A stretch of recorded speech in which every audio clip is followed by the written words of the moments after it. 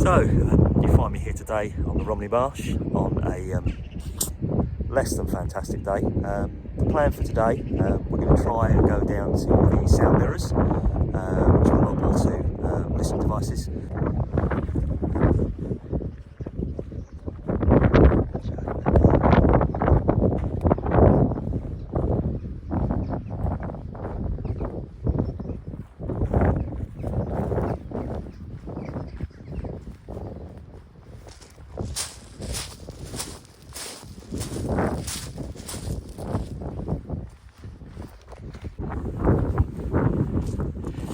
As you can see, probably here, the terrain is less than fantastic, to be quite honest. It's pretty undulating. It's mostly shingle, which is like wading through mud, and tries to trip me up at every occasion. So, yeah, every third step I'm trying not to do a dive into the ground. So hopefully, when we get a little bit closer to the mirrors themselves, it'll get a little bit flatter. But I'm not overly hopeful. Let's see how it goes.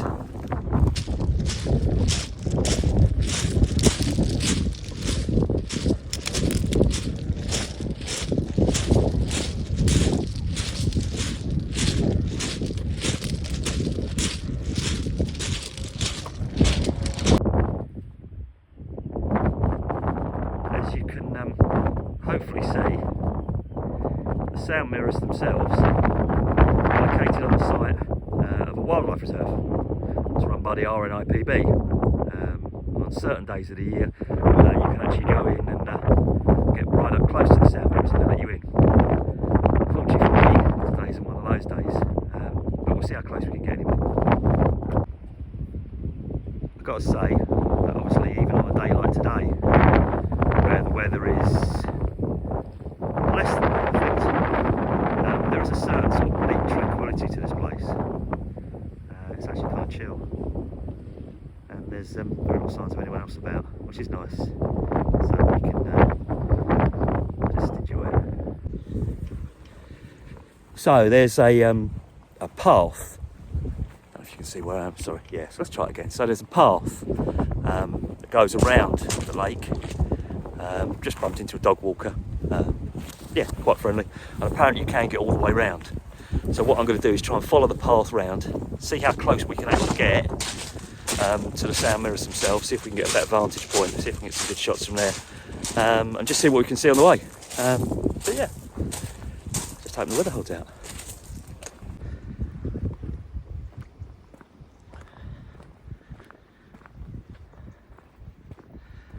I think the main rule of thumb here is just going to be keep the cameras rolling and see what we come across.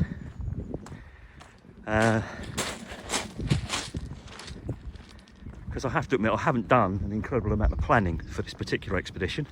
And when I say haven't done any planning, I mean literally, well, nothing. apart from whacking New Romney sound mirrors into the sat-nav and heading out in the car, haven't really planned this at all, so we'll just have to see how it goes. There are loads of little paths and offshoots that obviously follow off around the lake.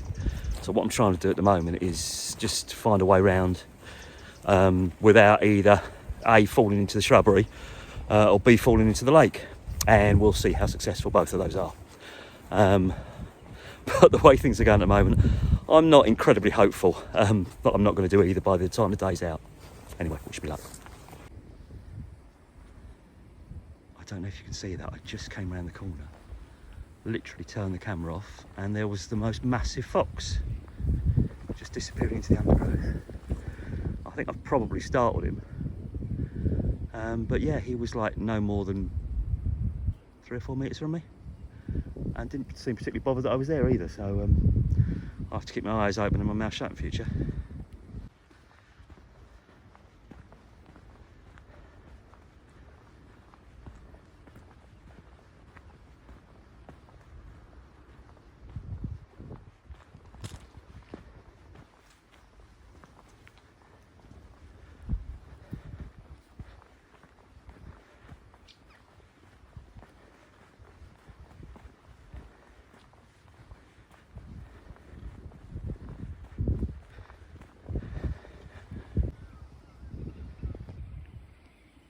don't know if you can see that with the crap zoom on the camera, but there's the fox again, walking down the path that I was down. Yeah, just completely not bothered. He just keeps turning every now and again, seeing what I'm up to, seeing where I'm going and what I'm doing on his patch. But yeah, bless him, seems quite tame.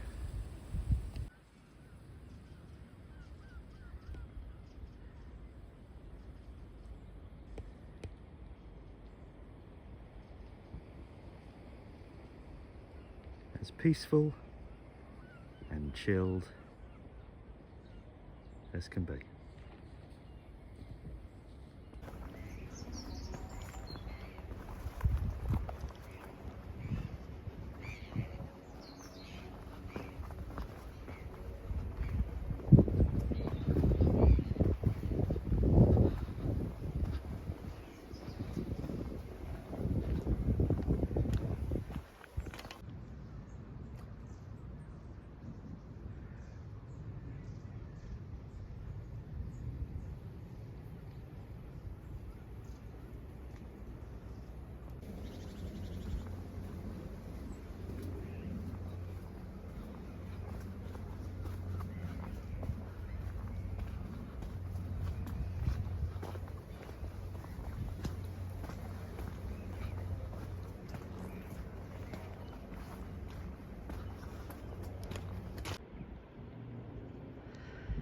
There is something about this landscape that's incredibly bleak and at the same time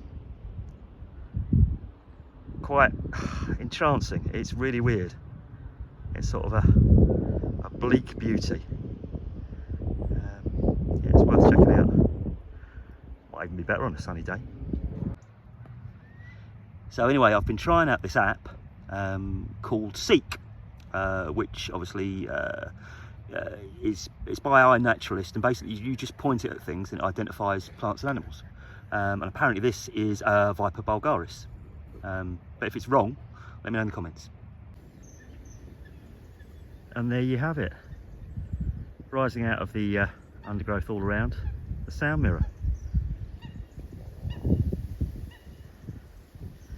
It's a really strange mix, because everything else around here is completely natural, undisturbed, with very few signs of obviously human activity.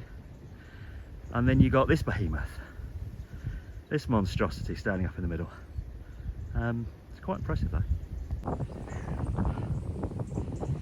So, as you can see, up behind me we have the sound mirrors. There's a larger one, and then next to that, smaller baby one, and then this big archy thing here. Apparently they were used during the early part of World War II as listening devices for enemy aircraft. So what they used to do is suspend a microphone in front of that massive dish, with obviously cable coming down to a listening post at the base. Some poor sod had to sit there and listen with his headphones on, waiting for the sounds of obviously enemy aircraft on the horizon. Apparently it only gave you about another 10-15 minutes warning over and above what you could hear with your ears, but apparently that was enough obviously to get planes scrambled and do the business. So very important, and obviously pre-radar, that's our first line of listening defence. So yeah, very important during the early part of World War II, and quite an impressive thing.